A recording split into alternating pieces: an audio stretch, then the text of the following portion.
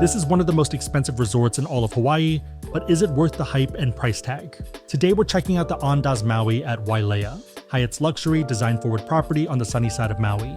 It's known for its infinity pools, farm-to-table dining, and one of the best locations for snorkeling right off the beach. At the same time, with a $1,000 plus price tag or a ton of points, you really want to know what you're getting. Big favor before we dive into everything is to give this a thumbs up to help with the algorithm, and if you're new and want to travel smarter, consider subscribing.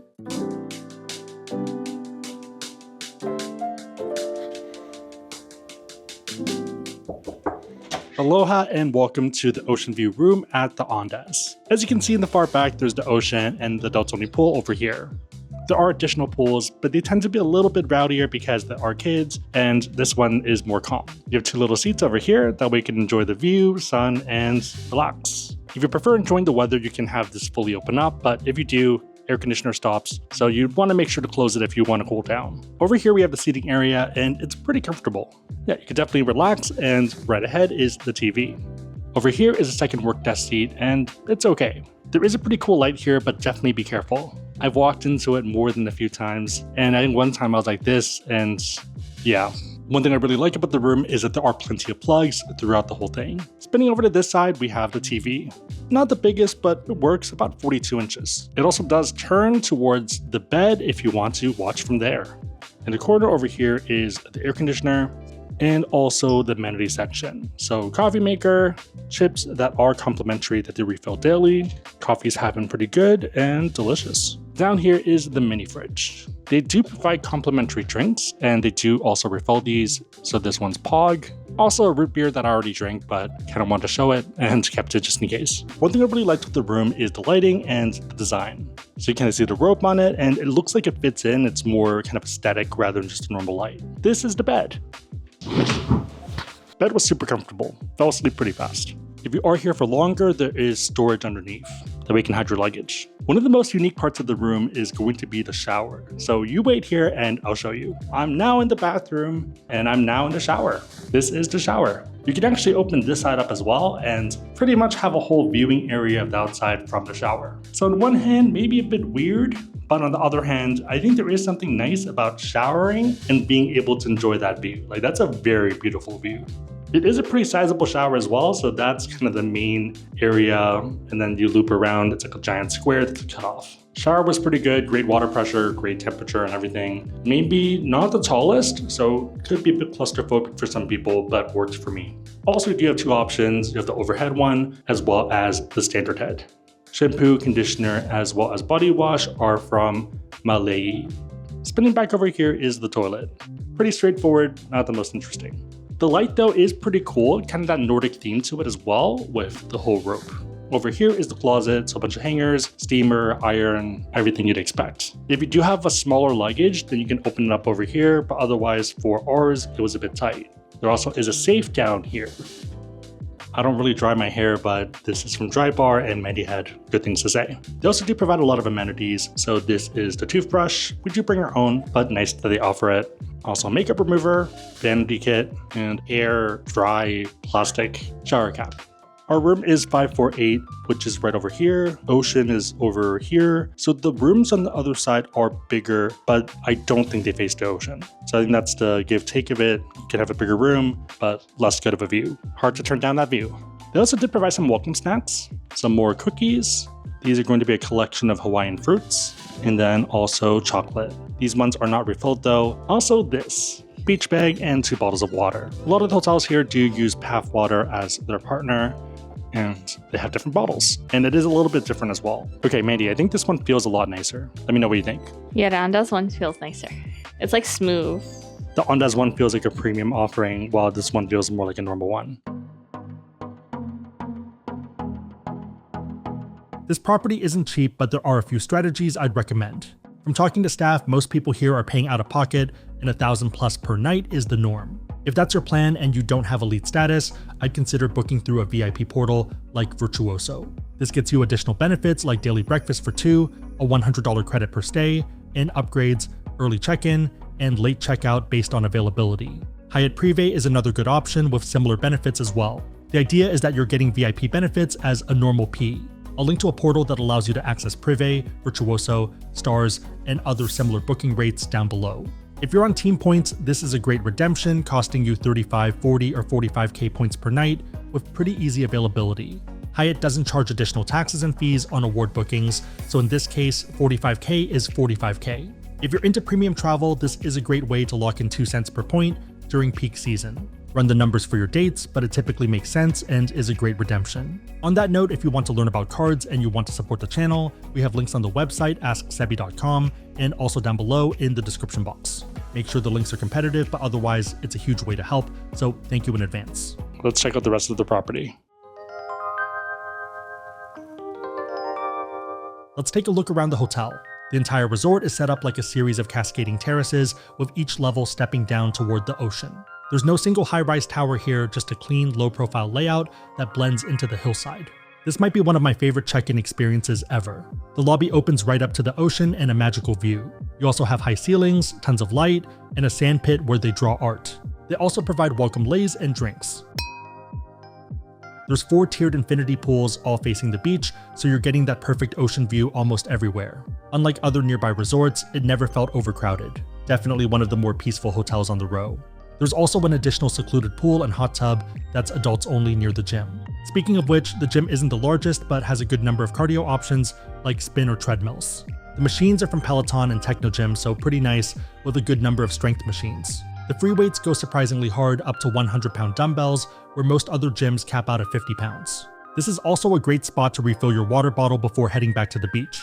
Right in front of the hotel is Mokapu Beach. The sand is soft, the water's calm, and you can grab snorkel gear, stand-up paddle boards, or even book a traditional outrigger canoe session, all included with the resort fee. This sounds standard, but nearby hotels that also charge resort fees will charge additional fees to use the same type of amenities. If you're looking to stay on property, there's a few food options. This includes Ka'ana Kitchen, their main restaurant. This is also where breakfast is served. There's also Bumby Beach Bar by the pool and Lahua Lounge up top for sunset cocktails. Morimoto Maui is the star for dinner. Think fresh sushi, wagyu, and oceanfront views. Let's talk about where you're actually staying. Andaz is tucked into a 15-acre beachfront parcel right up against the ocean. The resort nails the sweet spot of beachfront luxury, mellow vibes, and walkability. You have beaches, golf, shopping, and other resorts, all within a 5-minute walk and with minimal crowds. The hotel is also on the Wailea Beach Path, which is great for sunrise jogs or sunset strolls, and looks magical during golden hour. If you're looking for a romantic getaway and trying to avoid the mega resorts, then this is S tier. Good morning, it's breakfast time, and since we have globalist status, it is included. It is going to be a buffet spread, and you can also order eggs any style you want. I ended up getting everything omelet, while Mandy got an egg white one, which looks pretty nice. Avocado, spinach, cheese, tomatoes. Ended up picking a bunch of the items that looks really good, so let's go through them. First up is going to be the pork belly. Pretty good flavors, a tad bit overcooked, but a buffet style that's kind of expected. Not bad. This is going to be Millionaire's bacon. Pretty much sugar bacon.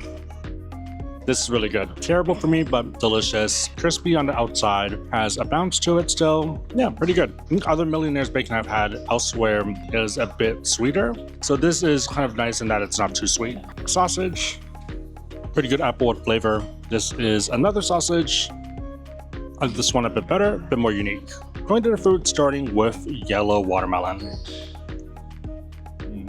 That's really good. No wonder Manny got a plate full of them. Super sweet. A bit of maybe nuttiness. Maybe that's not the right word, but like it's different than the normal watermelon. I'm normally not a papaya person, but it looks really ripe. And it's perfectly ripe. Really good papaya. Cantaloupe. I guess that's a honeydew, right? Honey melon. Honeydew. Honeydew's okay. Cantaloupe. Cantaloupe's not really sweet, but to be fair, when I saw it out there, it didn't look that ripe anyways, so I think just go with whatever's ripe. Pasta pineapple. For today, for our trip at least, it's papaya and watermelon. Last up for this round is going to be my everything omelet. Super cheesy and delicious. I think I would be happy with them taking it off maybe like 30 seconds earlier because I like it a little bit runnier, but it's fine. Also, I didn't specify that, so that's more my fault. Still good though. Alrighty, for round number 2, ended up doubling down on a lot of the favorites. One of the best example is the golden watermelon. And to be fair, it mostly is water, so it's a lot less than it probably looks. It also is towards closing, so I'm just kind of helping to clean up the rest of the food. Or at least that's my logic. Also got more bacon, papaya, and we're gonna try some of the pastries. I don't think you should eat that much bacon. Have some smoked salmon. Mandy handed me some of her smoked salmon. Pretty good. Normal smoked salmon, a solid 8 out of 10. This is the mochi waffle. A bit doughier than I thought, so less mochi. It's okay. I don't think I get it again. Solid 6. This is one of the pastries that's filled with Nutella. It's okay. This one is their signature. I forgot what it was. That's very unique. So this is the ube bread. This one's the only one I think that's worth the calories. Firstly, because it's unique. Secondly, because it's actually pretty good. Other two, I just don't think it's worth the carbs. Your mileage may vary. Manny just passed me a lychee. Pretty good lychee. Gonna finish this off and see you at the next stop. One of the unexpected highlights of our stay was the artwork. Throughout the property, you'll find various pieces from the resident artist, Welzie. He builds his pieces using old surfboard foam, layers of fiberglass, and bright cartoon-like resin. There's a massive flower sculpture made of surfboards near the boutique, a school of blue fish mural by the valet, and a pot of whales downstairs by the restaurant. He also has a gallery on property where you can buy prints or aluminum reproductions. If you want to get your hands dirty, he has a resin art class where you get to make something in his unique style. If you're into abstract pop art, then well worth checking out, even if you just want to appreciate the work. Alright, it's dinner time and we're starting with the octopus salad. This is their most famous dish and let's see if it lives up to the hype. I've had a lot of octopus in my time. This is the best cooked version of it I've ever had. It's super tender, there's no chew to it, super soft and almost delicate. You just bite it off, super tender. Let's try it with a salad. The salad adds nice acidity to it and works really well together. But yeah, the octopus itself is definitely the highlight. Just super well prepared. Smoky, tender, and delicious. I'm kind of wondering how they did it now. 2 thumbs up. For round number 2, we have a red crab with onsen egg and also some bread on top. Take the bread, spoon, and scoop. Cheers. So much umami. Perfect buttery goodness. I'm usually not a fan of smaller crabs, but this is an exception. Wow, it's a pretty sizable portion. I was initially a bit worried. This is also a must-get item. That's kind of crazy. 2 thumbs up, 10 out of 10. Next up, we have the hanger steak. It is technically an appetizer, so a bit smaller. It's about 4 pieces. Mandy did eat her 2 pieces already, in case you're curious. Perfectly cooked to a sear and medium rare inside. Pretty unique since I don't think I've had hanger steak Kalbi style before, so like more Asian style with Asian flavors. It's really good. Tiny bit more acidic than I'd like for the salad side. Super unique and worth getting if you are looking for steak. Last up is the fish. So it's mohinga fish. There's going to be some potato puree at the bottom, bok choy, and a bunch of other things. Also, I think sausage or lapchang. Let's actually try that first.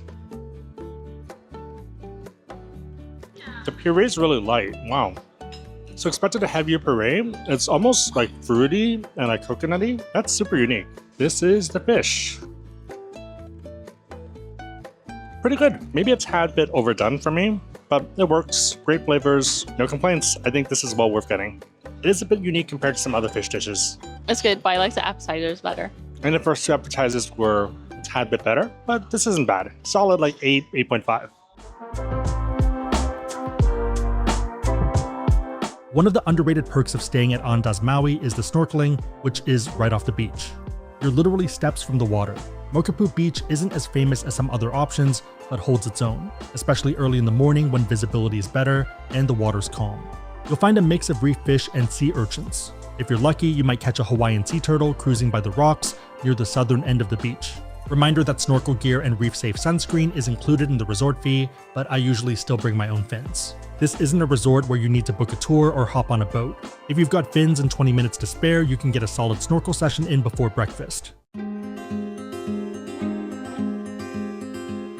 Good morning, breakfast number 2, and we're taking it slower today. Ended up getting a bit of everything that I didn't try yesterday. Some strawberries, French toast that I gave half to Mandy to, corned beef hash, Oreo bread pudding, some of the roasted veggies, and also smoked salmon. Also, this time an egg white omelet. Okay, let's give it a taste. Corned beef hash. I'd skip that one. Smoked salmon. Pretty tasty. Oreo bread pudding. Pretty unique, pretty tasty. I don't think I get another one, but that's good. French toast. French toast is definitely the winner. Perfectly cooked and delicious. And gooey on the inside and a bit crispy on the outside. Strawberry. And last up, omelet. Perfectly cooked, cheesy, great omelet. Yesterday was a tad bit overdone, today is perfect. Also, coffee. Pretty good coffee. Also great customer service, not just for us, for pretty much everyone. Just super friendly. We're at Morimoto for dinner and ordered a few different things, starting off with the sticky ribs. It normally does come with 3 and you can pay an extra $9 to add a 4th one. I figured I would do it because I like ribs anyways, and that barely mathematically made sense, but made sense in my head. Wow. It's fall off the bone, super crispy on the outside and tender on the inside. It's a crazy contrast. Feels a bit magical, bit of tang to it too, so kind of a sweet, sour, and a bit of spice to it. Imagine candied fall off the bone ribs, and this is exactly what it is. 9 out of 10 in my book.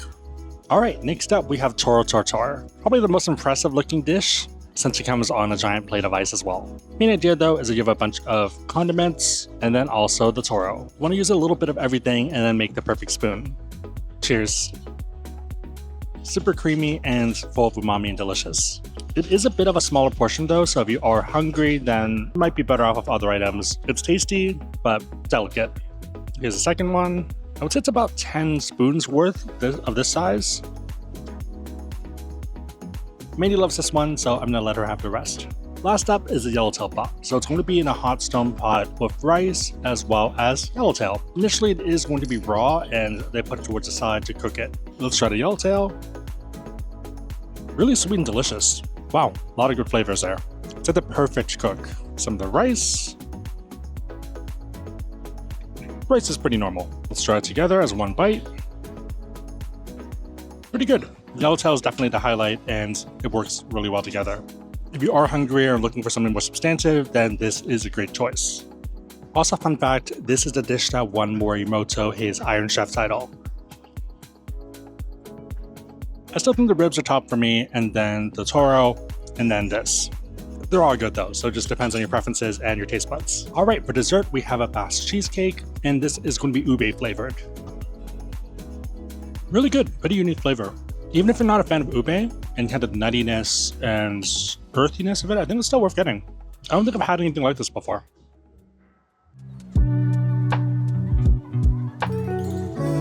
Overall, the Andaz Maui delivers. It's not the most over-the-top resort in Wailea, you're not getting lazy rivers or giant water slides, but what you do get is a clean, modern, and relaxing experience that feels intentional. Whether it's worth the points depends on you. At 35 to 45k points a night depending on season, probably.